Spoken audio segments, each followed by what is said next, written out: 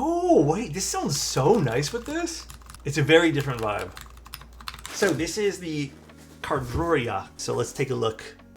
Ooh, this is heavy. This is already built, but we're obviously going to be doing a secondary build in this. This is also EC compatible, which is really nice too.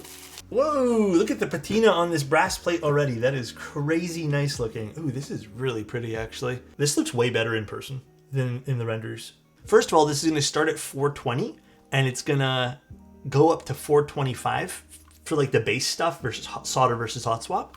It comes in 4 different colors. I'm gonna be honest, I don't love this burgundy, but everything else is really nice. I like the E-beige, I like the Verdant. The Dolce is, I mean, a very basic colorway. And then the Alta Rubido is not really my thing. It's very wine colored. I'm not super into that personally, but the Verdant is one of my favorite colors here. E-beige is also really pretty too. It's going to come in either a win key or win keyless, and then solder and hot swap. Now this is going to be a sponsored stream. We're not keeping this board, but Cannon Keys is paying for some of the materials that we're using for the board today. Some other little things is there will be an EC kit. All the add-ons are going to be priced a little differently. The EC kit's going to be about 90 bucks. The Alps kit is going to be about 80 bucks. So if you guys did want some extras there's also going to be some other miscellaneous add-ons that you guys can take a look at. Some little updates for this project. The USB hub, I don't think it's in this one, so I can't test it. The USB hub finally is going to be 3.0 opposed to 2.0 speeds. Long time coming for this. While I really appreciate it, you know, Cannon Keys and James from AKB doing a lot of these beautiful hubs on the back, the 2.0 felt a little bit slow. Well, it still was, you know, very handy to have. Finally getting some 3.0 speeds there. The USB hub and USB-C daughter board have been merged together in one piece for the final unit. Probably won't be in here because they did say for the final unit, not in the prototype. The internal geometry of the bottom case has been altered to fit a new daughter board, so that's going to be a little bit different. Shouldn't really affect too many things though, sound-wise or feel-wise. And the USB-C cutout height has been adjusted by 1.5 millimeters due to the new USB-C component having different dimensions. So I really like the 3.0 change. I think that's a fantastic change to have. In terms of the board, again, we have to disassemble this. We're going to do an MX build today. I don't know what it is about this. I really liked this little flavor text on the top. A little hard to see on the e-beige. But first, I saw this board a while ago and I was genuinely really interested. And I thought this was really pretty. But it is in S shape. It's a little bit more rounded. So you guys can see it's not quite as sharp or less exaggerated for corners. Now, side profile is really pretty on this too. It is kind of your basic box on wedge-ish, but they have this cut down, which I think gives it more of an aggressive look. And I really like that. And you can also see the 2 different tones here, which I think, again, gives it more of an aggressive look. Yeah, it's a cool side profile for sure. And then we got the back. Again, some stuff's going to be adjusted here, but we have the AKB logo. We have the cutouts for the USB. These are so handy to have. And again, now that this is going to be 3.0, I'm pretty pumped for that. So handy to have. I have one keyboard in my collection with this, and every time I've ever used it, I always end up using this for like stuff. But usually these don't act as charging, it's just mainly for data transfer. These are awesome for work from home. Yep, it's so true. 1 USB to switch, exactly.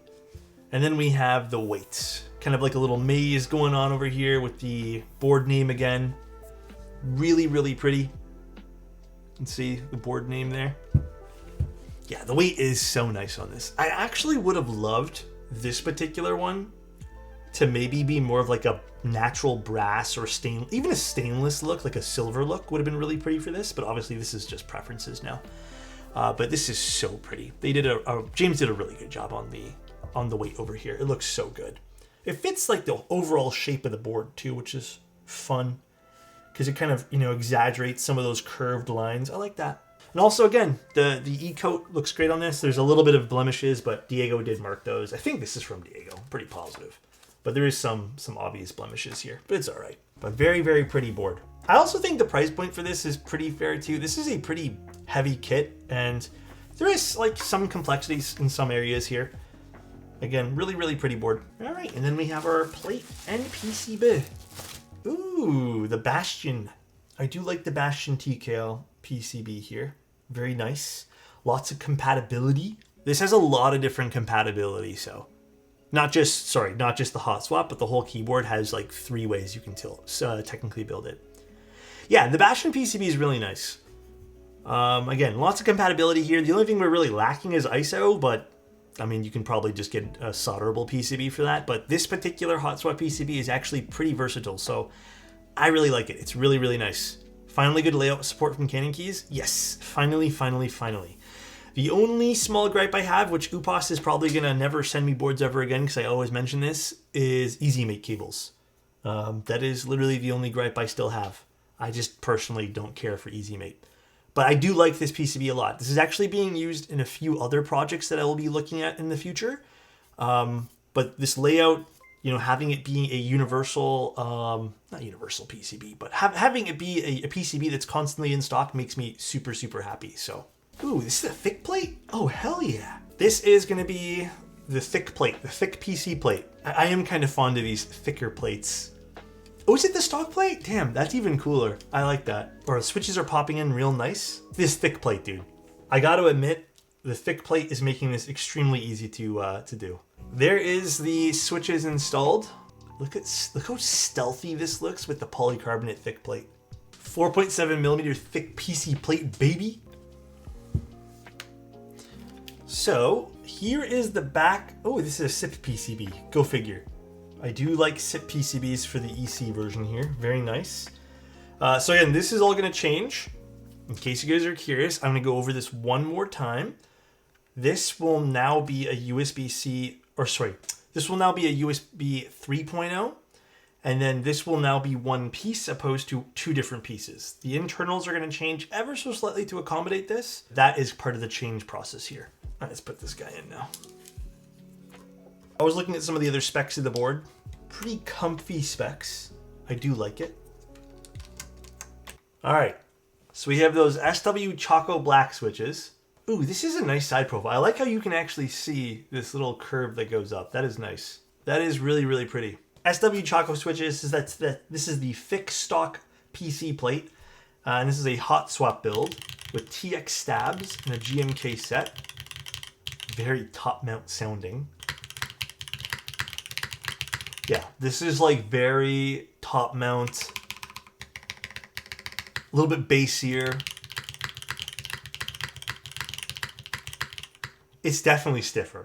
Don't expect a soft build out of this at all. It's thick plate and top mount.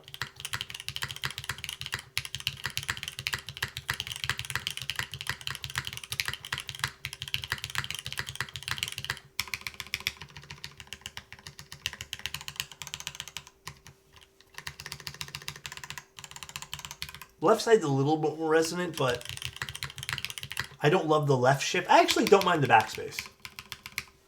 The enter's nice too.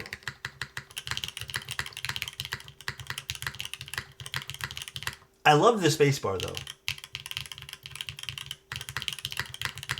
I still would, hear me out, just for the sake of variety, and this is I think one of my only big criticisms here. I would love to see this offered with some other plate materials and thicknesses too. And this is not so much for the board not being good. I think the board's really fun the way it is. If this had some other plates, not only could you get some more variety on this, and it helps make the custom keyboard thing feel a bit more custom, but I also think from like a people being interested standpoint, not everyone's gonna want one singular plate. Usually I'm a little bit more lenient, I could say, on cheaper projects, but for more premium projects, I usually have this expectation that we're going to see a little bit more in terms of plate options.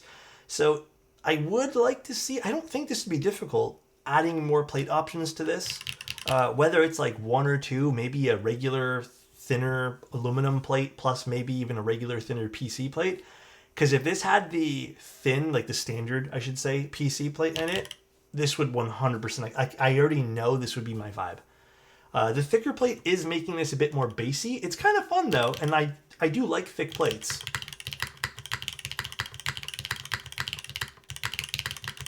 It is nice, but I do think this would open it up for more people to be interested. Overall though, the build is stiff. If you guys aren't into stiffer boards, I mean, I think even with the standard PC plate, a top mount build is usually pretty top mount feeling. It's stiff. I do think the thicker plate is fun though. I like this. It is cool. We'll actually swap to this right now and we'll put some keycaps on the EC build too. I like all the options it's coming of different ways you can build this. You know, I like the fact that they're offering EC. I like the fact that there's also ALPS. I think that's really cool. The design of this is nice. I do like the fact that they're going to be offering USB 3.0 pass-throughs. That's huge to me because I find this pretty useful. I do have, like I said, one board with this and love having these. It's so handy. And again, the overall design of the board's really pretty too. But now let's move things over. Actually, you know what we'll do just to make this a little easier right now? Let's switch over to EC and try the EC build Lightning put together, shall we guys? This board has ALPS compatibility. It's an extra kit you have to buy. I think it said $80 for the extra kit. Yeah, the only thing I would consider truly amiss on this board would be lack of plate options available with purchase. And then again, just from a consumer standpoint, and again, Upas is gonna roll his eyes for the 15th time as I say this. I do wish that the Molex connector would get changed to a regular JST. I just don't have faith in Molex connectors in the long run. This is, again, I don't know how Diego did these, but these are, I guess, Clever's domes, and then with the EC build in the Caerdroia. Oh, wait, this sounds so nice with this. It's a very different vibe.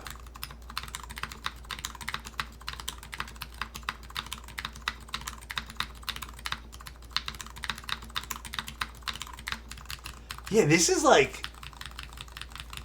Pause first. Oh, music's already paused. I don't know what the fuck I'm doing.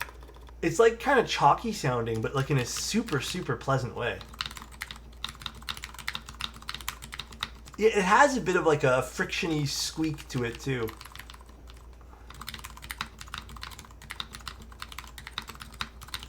Wait, this is kind of cool with this. I've been really vibing with EC stuff lately. I don't see this being for everyone though. I feel like this is very different, but I am really liking this. I would prefer this though to have a bit of a...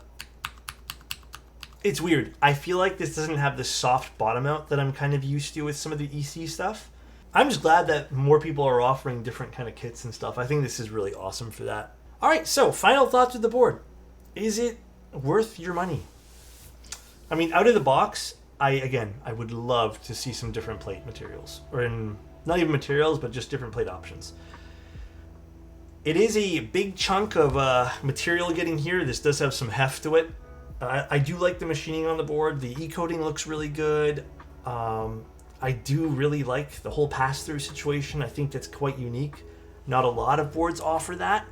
It's weird because I don't think this is the biggest selling point for a lot of people. This is kind of my selling point right here.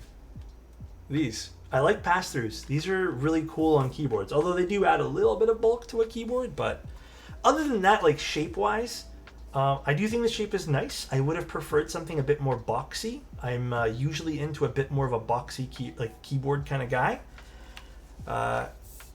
So I don't know if I would have picked it up just for like aesthetics alone. I do like some of the aesthetics on this. Overall though, I do think strictly because of some of the extras this is offering on the side, this is unique, but it is definitely priced a little bit higher. See you guys soon. Bye everybody. Love you.